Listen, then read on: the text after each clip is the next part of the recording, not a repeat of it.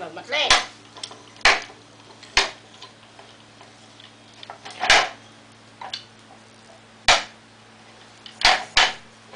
Nào, chán rồi à?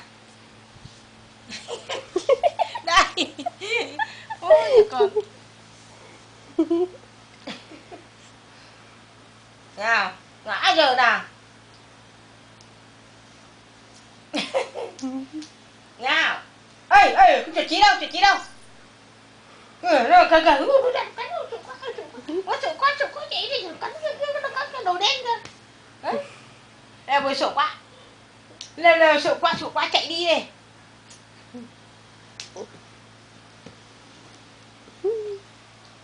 Đường bò lên bò xuống được rồi, không sợ ngã nữa rồi.